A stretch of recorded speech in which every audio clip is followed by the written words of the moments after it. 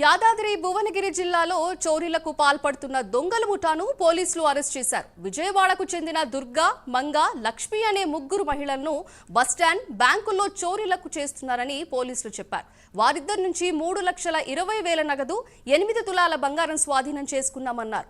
వీరితో పాటు యోహాన్ అనే యువకుడు పరారీలో ఉన్నాడని, అతని కోసం గాలిస్తున్నామని డీసీపీ రాజేంద్ర చంద్ర పేర్కొన్నారు.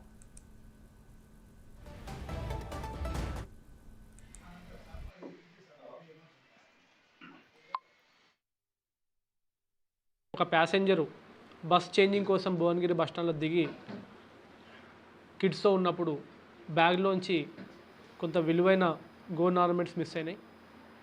ఆవిడ ఫుటేజెస్ అన్నీ కూడా వెరిఫై చేసిన తర్వాత ఒక ముగ్గురు లేడీసు కొంచెం సస్పిషియస్ మేనర్లో ఆ చుట్టుపక్కల, ఆ బ్యాగ్ చుట్టుపక్కల అండ్ ఈ లేడీకి ఫాలో అవుతున్నట్టు మనకు తెలిసింది. సో తెలిసిన వెంటనే ఆ లేడీని ట్రాక్ చేసుకుంటా మనం మొత్తం కూడా సీసీ కెమెరా ఫుటేజ్ అన్నీ కూడా చెక్ చేయడం జరిగింది. అండ్ దానికి కొంచెం ఇన్ఫర్మేషన్ తోటి వీళ్ళను నిన్న వాళ్ళని పట్టుకోవడం జరిగింది. అండ్ ఇవాళ మనం ప్రొడ్యూస్ చేస్తున్నాం వాళ్ళని మెజిస్ట్రేట్ దగ్గర.